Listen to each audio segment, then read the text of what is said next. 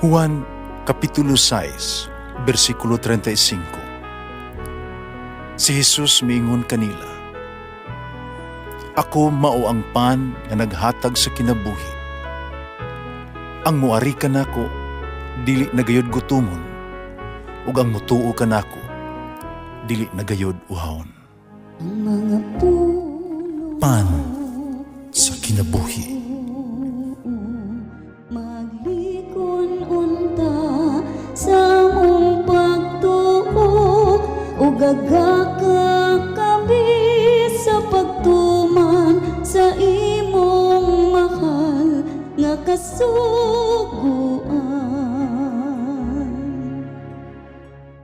Ang Ginoo manaa kaninyo. Ang Santos nga Ebanghelyo sumala ni San Mateo. Si Jesus miingon siya mga tinun-an, busa og bagbantay kamo, kay wala kamo masayod kung unsang adlaw moanhi ang Ginoo. Hinumdumi, kung ang agalon sa panimalay nasayod pa sa takna iabot sa kawatan, magtukaw gayud siya ug dili mutugot ang kawatan mulungkab sa balay. Busa kamo usab kinahanglan manghandam kanunay. Kay moabot ang anak sa tao sa takna ang kamo wala magapaabot kaniya. Busa kinsa man ang buutan umaalamon nga sulugoon. Kadtong gipialan siyang agalon pagdumala sa ubang mga sulugoon us paghatag kanilang pagkaon sa hustong panahon. Pagkabulahan ni atong sulugoon nga makaplagan sa iyang agalon nga nagtuman ni ini sa kiuli pag-uli niya. Sultihan ko kamo nga maong sulugoon himuon niya sa agalon nga pinialan sa tanan niyang katigayunan. Apan kung siya daotang sulugoon mingon sa siyang kaugalingon, dugay pa mauli ang akong agalon. Musugod siya pagpamunal sa iyang mga kaubang sulugoon, pagpalabig kaon ug inom uban sa mga palahubog. Unya ang agalon ni atong sulugoon mobalik usa ni ana kaadlaw nga wala pa buta ug sa takna nga wala niya hibalui. Ug tagud-taguron siya sa agalon ay agumon siya sa gidangatan sa mga tigpakaron ingnon. Dito maghilak siya ug magkagot ang iyang ngipon. Ang Ebanghelyo sa Ginoo. Pasalamati ang Ginoo kay siya maayo, ang iyang gugma mulungtad hangtod sa kahangturan.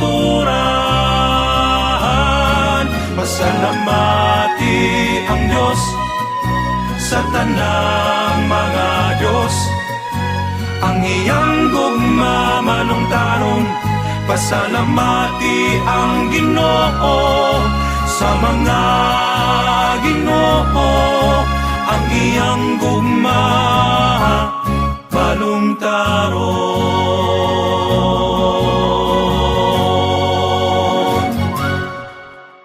Ang Ebanghelyo karong adlaw naghisgot sa kalit nga pag-abot sa Ginoo ni Jesus.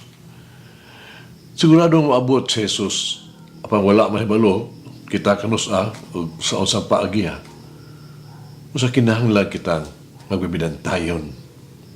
Kinahanglan kita nga sama sa giingon ni Jesus magbabilig nagtukaw. Ang pagbidantayon mao ang pagka matinagdanon. Ang pagbidantayon ng kinahanglan og pailob o paglahutay sa atong bahin. Ang pagbidantayon nagpasabot na kita malaumon bisan pa sa iyang pag-abot, madugay ba o madali. Andam kita pagbuhat sa angay natong buhaton. Tuman sa mga buhaton nga gihatag kanato. Samtang nagbantay kita sa pag-abot ni Jesus, duha ka butang ang gipangayo kanato. Una, mao ang paghulat. Ang paghulat mao ang pagbilig nagtutok ta sa Dios sa iyang mga sugo o sa iyang makanunayon nga pagtawag. Ang paghulat mao ang pagpabilin sa tuang kaugalingon sa pasalig ngadto sa Dios Jesus. Ang dili gayud isalikway siya. Ang paghulat mao'y pagkamatinumanon kaniya. Ang naglikay sa tuang kaugalingon nga kita mahisalaag sa sayop ng mga pagtulunan o sa mini ng mga propeta. Ang paghulat mao ang pag-aalerto aron ang mga bahandi o kalipayan dili makabulag sa tuang pananaw sa Dios. Samtang naghulat kita kang Hesus, kinahanglan matinagdanon kita sa iyang pulong ug mas muapil sa iyahang mga buhat. Ikaduha, mao pagtrabaho alang kaniya. Ang pagtrabaho alang kang Hesus dili ang pagkaon o pag-inom, pagpatuyan, kundi ang pagdumala sa iyahang panimalay, sa iyang sugo. Dinhi, kailangan natong talikda ng ato ang katagbawan, ato ang mga walay pagtagag, mga paagi. Kiniusa ka pahinumdum alang ka nato sa paghimo sa atong kaugalingon nga busy alang sa Ginoo, busy alang sa buhat sa Dios. Ang pagtrabaho alang kay Jesus mao ang pagpadayon kung giunsa pagkinabuhi ni Jesus o pagpaampit sa gibuhat ni Jesus.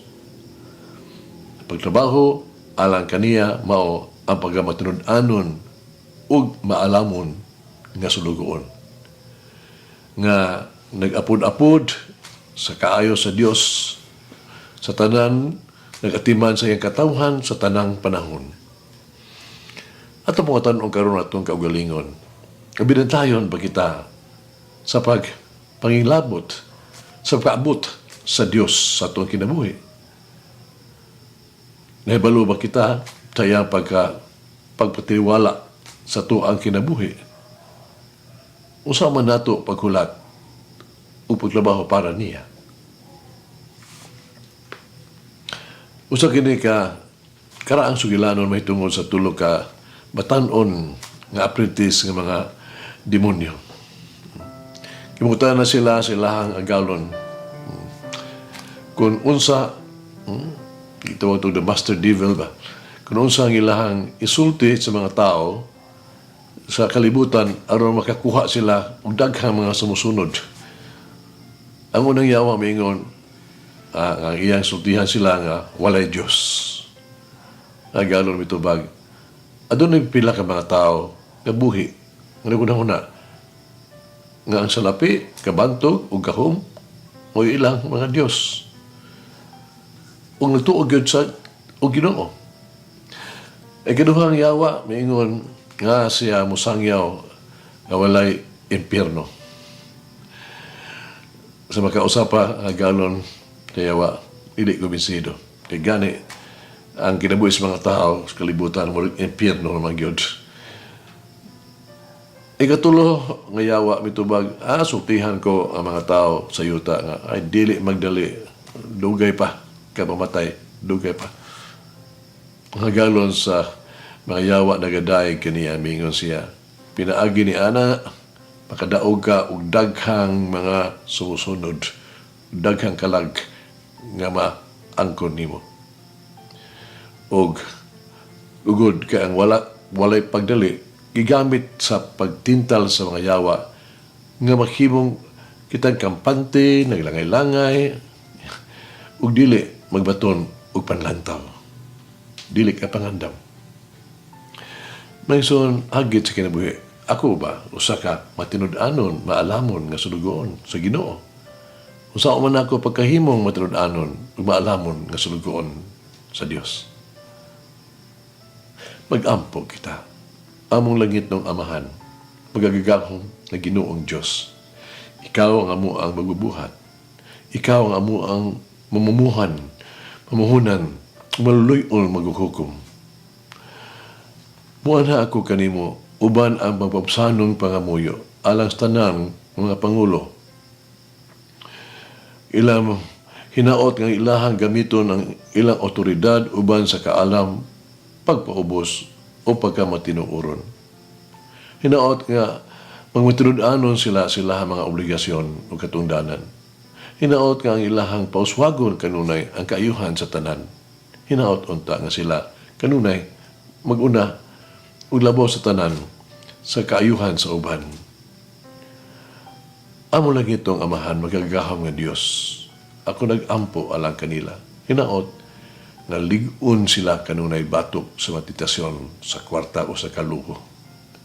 Hinaot nga dili sila abusuhan nila ang ilang gahong oposisyon. Ug unta mosunod sila kanunay sa imong pinalanggang anak nga si Jesus. Kami anhi dili aron alagaran kundi aron sa pag-alagad o paghatag sing kinabuhi ingon og lukat sa kadaghanan. Amen. May grant me the grace of courage to be always be faithful servant of the Lord. Tudloy ako na mamere na ako kanunay yun makanunayon sa pag-alagad sa imong anak na ako ang Diyos ug manuluwas. Malangin ang Diyos magagahom sa tanan. Amahan, Anak, o Espiritu Santo. Amen. May the Lord of the divine mercy bless us all, heal us from all diseases and suffering. Ayun unta niya kita, tanang mga sakit na to sa lawas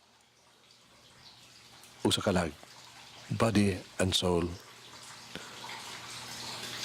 In the name of the Father, the Son, and of the Holy Spirit. Jesus, I trust in you. Amen. Whoever eats the bread of life will never hunger, says the Lord. Kay galaan inyong nabati ang pagpaambit ug hamubong pamalandong sa pulong sa Dios pinaagi sa tulumanon pan sa kinabuhi nga gidumala ni Monsignor Daddy Silva. Hangtod na usab sa sunod higayon, daghang salamat. The bread of life.